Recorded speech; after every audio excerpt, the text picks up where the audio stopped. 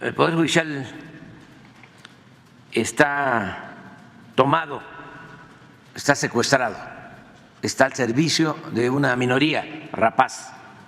Es decir, cuando se trate de ministros, todas y todos los mexicanos vamos a votar por los ministros de la Corte. Tratándose de los magistrados y jueces, a uno le tocará votar por los jueces y magistrados que correspondan a su circuito judicial.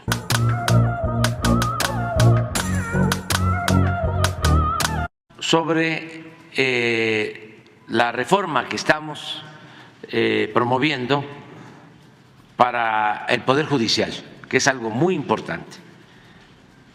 Se ha ido avanzando bastante en el Poder Legislativo, desde luego en el Ejecutivo, pero el Poder Judicial está tomado, está secuestrado, está al servicio de una minoría rapaz, está al servicio de la delincuencia llamada organizada y de la delincuencia de cuello blanco. Entonces, solo con la participación de la gente, con la democracia, con el método democrático, eligiendo jueces, que el pueblo los elija, abogados íntegros, incorruptibles, con vocación de justicia. Solo así vamos a poder avanzar. Y esto no es un asunto que se va a lograr fácilmente en el corto plazo, va a llevar tiempo, pero hay que empezar. Es algo parecido a lo que nos decían cuando había una especie de enajenación en el gobierno de que solo podía resolverse el problema de la inseguridad y de la violencia con medidas coercitivas, con mano dura. Se ponían enfrente de la televisión, de las cámaras, para decir: no me va a temblar la mano, del que la hace la paga, y leyes más severas, y cárceles, y se dedicaban a saquear, a robar, tenían el abandono al pueblo, salarios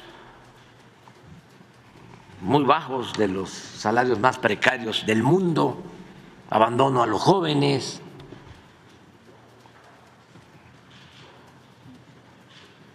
privatización de la salud, privatización de la educación. Y cuando hablábamos que veíamos que se debían de atender las causas para enfrentar el problema de la violencia, nos decían: sí, pero eso lleva mucho tiempo. ¿Cuándo vamos a tener resultados? Pues sí, lleva tiempo, pero hay que empezar, porque no se puede enfrentar la violencia con la violencia. Eso es un error, eso puede funcionar transitoriamente, pero donde hay descomposición social, donde hay pobreza, donde hay abandono, donde se desprecia a los jóvenes, donde hay desintegración en las familias, ¿cuándo se va a resolver el problema de inseguridad y de violencia? Lo estamos viendo con nuestros vecinos, amigos, le estamos ayudando y lo vamos a seguir haciendo, porque es un asunto humanitario. Ese es el ejemplo. Estados Unidos, una potencia en lo económico, en lo bélico, y un problema que no es fácil de resolver, porque tiene sus orígenes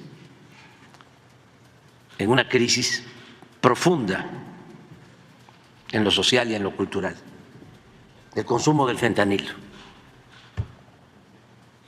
100,000 muertos, lamentablemente la mayoría jóvenes, por el consumo del fentanilo.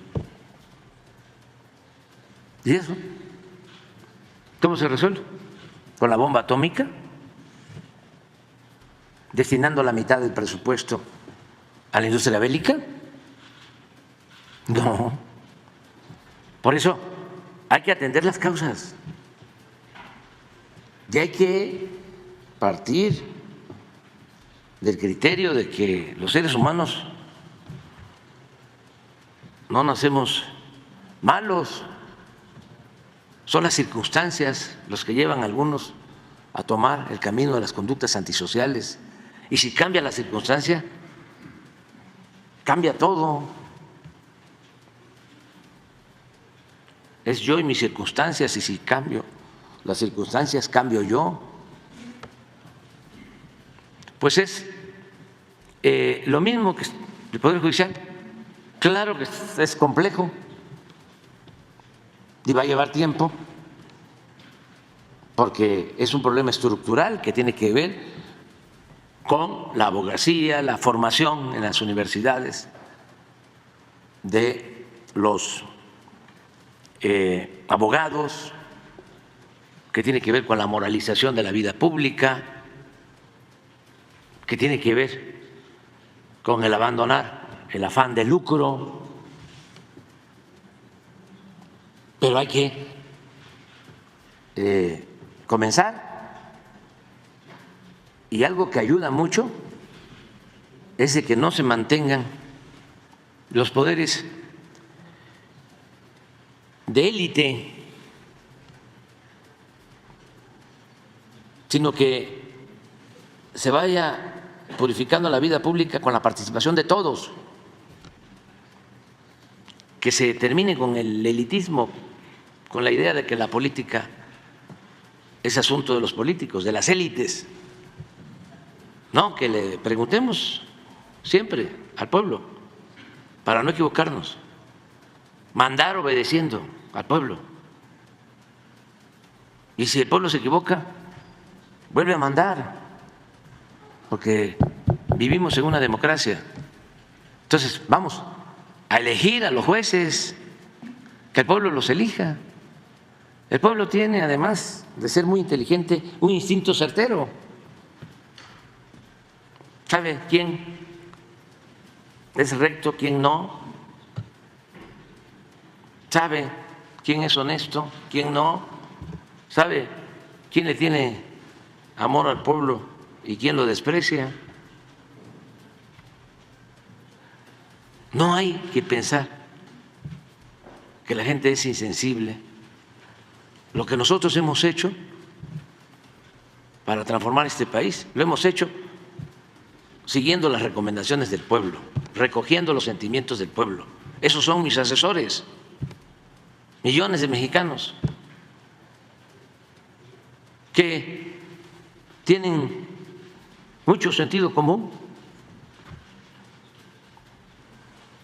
que es el menos común de los sentidos a veces. ¿Y qué es? También, entre otras cosas, la política, juicio práctico. El pueblo tiene mucho juicio práctico. Sabe muy bien qué conviene y qué no conviene. Entonces, sí es importante la reforma al Poder Judicial. Y ayer veía yo que se alarmaban, ¿no?, de manera hipócrita, algunos periodistas conservadores o medios, porque dije aquí que en efecto la reforma al Poder Judicial tenía que ver con los cambios y aprovechando que vienen las elecciones. Claro, claro que sí, con toda transparencia, porque no se puede reformar el Poder Judicial si no se tiene mayoría calificada en el Congreso, ni en la Cámara de Diputados, ni en la Cámara de Senadores. Y eso muchos, la mayoría, no lo sabe. Y yo tengo que estarlo diciendo porque antes eran temas vedados, de esto no se hablaba, que les iba a convenir a los corruptos que la gente supiera cómo funciona el Poder Legislativo. Mucho menos les convenía a los corruptos que se supiera cómo funcionaba el Poder Judicial. No se sabían ni el nombre de uno de los ministros, ni cuántos ministros hay en la Corte, ni los magistrados de distrito, ni mucho menos el nombre de un juez federal. Era como el limbo.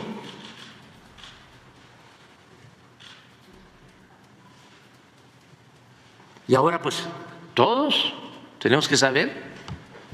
La idea el día de hoy es poder entrar un poquito más a fondo sobre la propuesta de reforma al Poder Judicial. Es una de las principales reformas que ha propuesto el presidente de México y que hoy se están discutiendo en la Cámara de Diputados. Tiene que ver con una reforma que responda a el reclamo del pueblo de México de contar con una institución, un poder judicial que imparta justicia, que sea independiente, que esté legitimado, pero sobre todo que resuelva sus problemáticas con independencias, ajeno a intereses privados, que tenga la sensibilidad de conocer cuáles son las problemáticas que está viviendo la ciudadanía, que abone a combatir la impunidad. Y también un órgano que pueda ser vigilado, como cualquier servidor público, de que no se actúe al margen de la ley y con actos de corrupción. Entonces, los objetivos de la reforma de forma más concreta: primero, está una nueva integración de la Suprema Corte de Justicia de la Nación para que pueda ser más eficiente, austera, transparente, tratándose del máximo tribunal en nuestro país. Segundo, la elección popular de ministros, magistrados y jueces, es decir, que cuenten con una legitimidad democrática a partir del voto popular. Número 3, la sustitución del Consejo de la Judicatura Federal.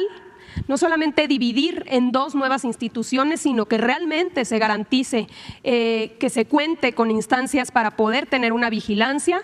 Y finalmente nuevas reglas que tienen que ver, uno, con que realmente la justicia sea expedita, es decir, rápida, no lo que conocemos hoy como juicios interminables a través de amparos y resoluciones, y equilibrio de poderes. Otra de las problemáticas que hemos venido viendo es cómo el Poder Judicial se ha puesto por encima de los otros poderes, incluso llegando a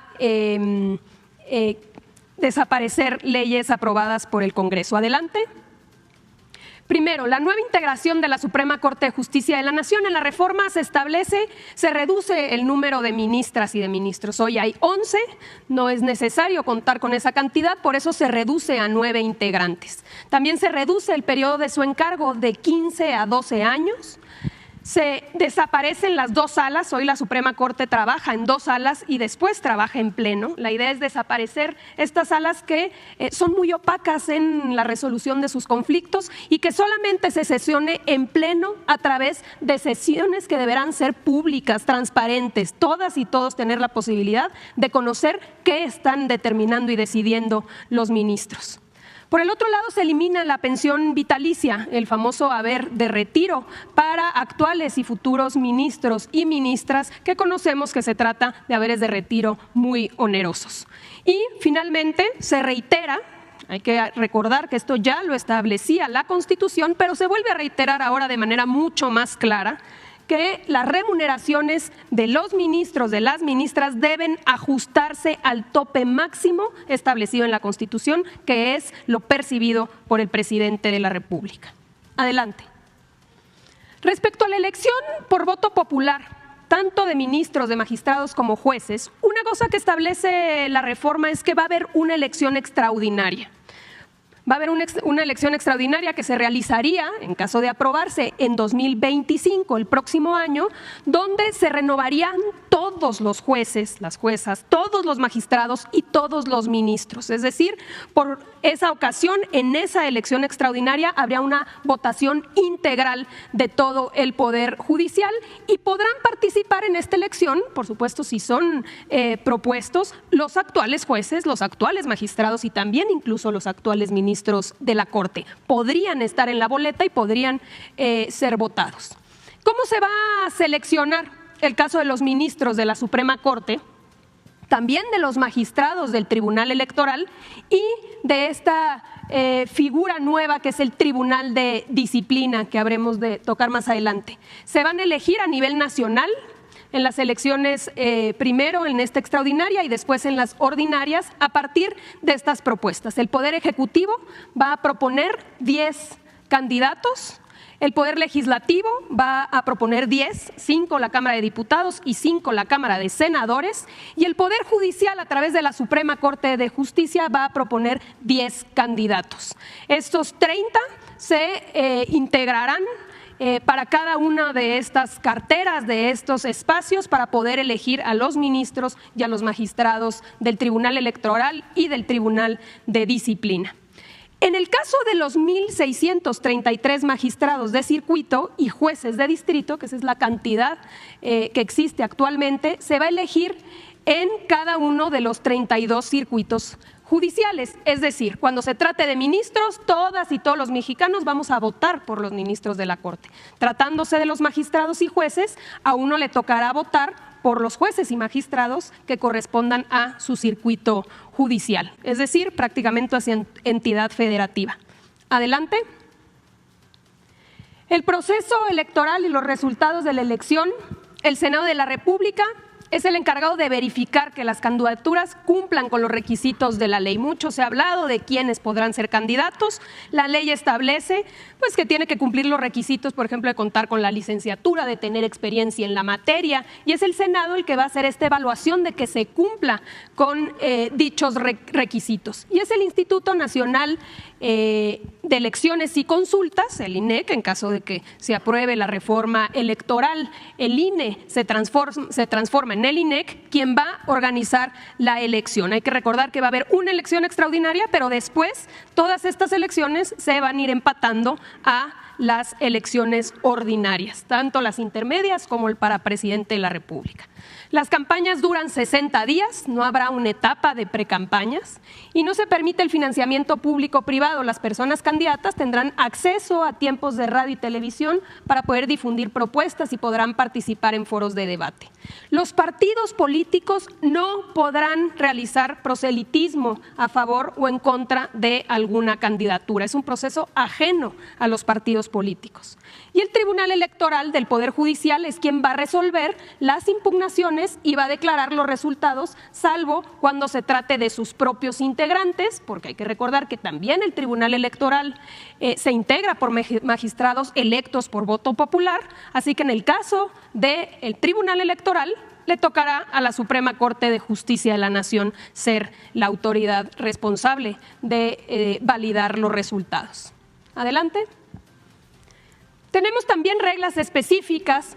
En caso de ausencia definitiva de algún ministro, de algún magistrado o algún juez, el Senado designará por mayoría calificada a una persona interina. Esta persona va a estar en tanto que se realice la nueva elección ordinaria. No se va a hacer una elección cada que falte un magistrado, un juez o un ministro, sino que habrá interinos y una vez que llegue la elección ordinaria, entonces ahí se votarán los ministros, magistrados o jueces que tengan ausencias definitivas. Para ministros de la Suprema Corte, magistrados del Tribunal de Disciplina, el Ejecutivo Federal es quien propone la terna, como sucede actualmente.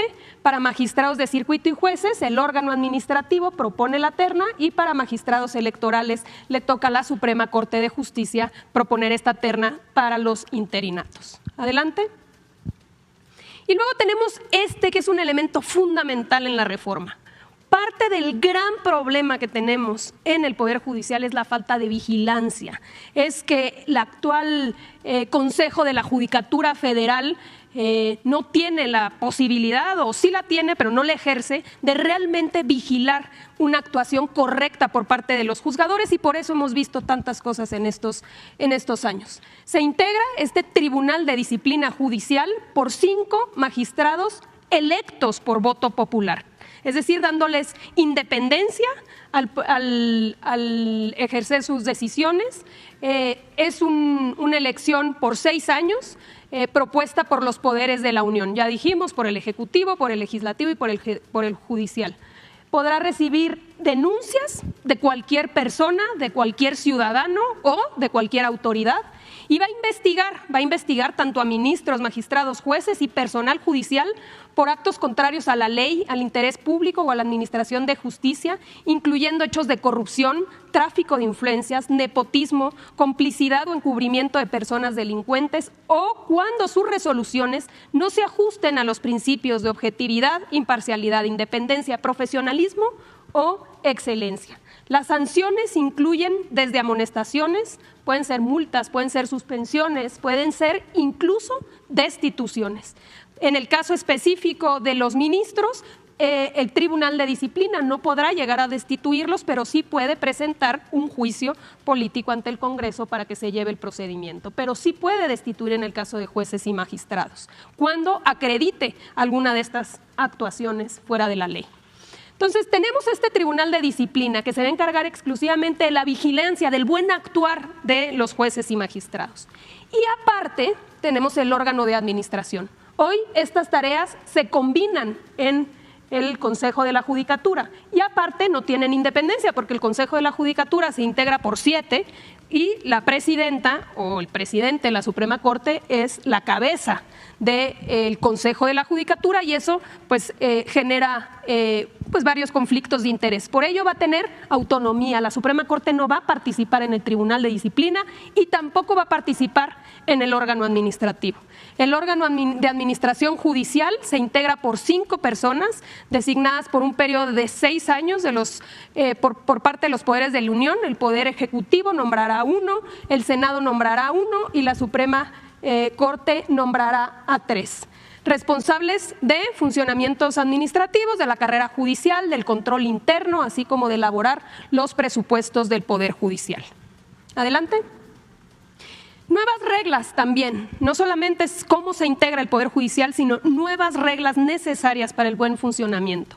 1, justicia expedita. Una de las grandes problemáticas que tenemos es que pasan los años, se pasan los plazos y no pasa absolutamente nada. Entonces, se establece un plazo máximo de 6 meses para que los jueces puedan resolver en el caso de asuntos fiscales y 1 año para el caso de asuntos penales. En el caso en el que se rebasen estos plazos, los juzgadores tienen que justificarle al Tribunal de Disciplina cuáles fueron las razones por las cuales se excedieron los plazos sin haber resuelto previamente. Y el Tribunal de Disciplina va a investigar si en efecto hubieron circunstancias que lo justifiquen y si no, como ya dijimos, puede incluso sancionar.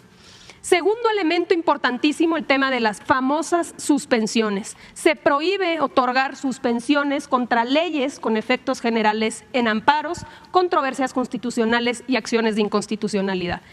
Vamos a poner algunos ejemplos muy recientes. 2 ministros de la Corte anularon los efectos de la ley eléctrica.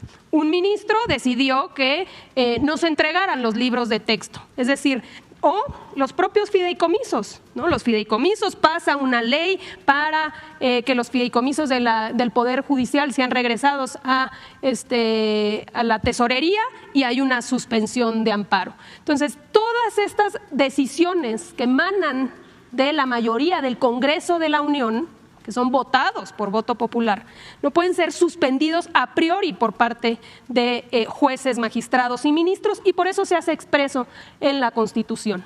Por el otro lado, en el caso de la justicia local, los poderes judiciales de las entidades federativas deberán establecer reglas para la elección directa de sus magistrados y jueces, es decir, es una reforma que implica también la misma renovación y los mismos procedimientos para la justicia local en las entidades federativas. Y finalmente, el tema de los fideicomisos del Poder Judicial, una vez que concluyan los juicios pendentes, deberán reintegrarse al Fondo de Pensiones para el Bienestar. Pero se establece claramente, ya no en la ley, como sucedió, sino en la Constitución, que no puede haber fideicomisos y que todos los derechos laborales, por supuesto, están garantizados a través del presupuesto federal. Adelante. Esa es, presidente, los ejes de la reforma.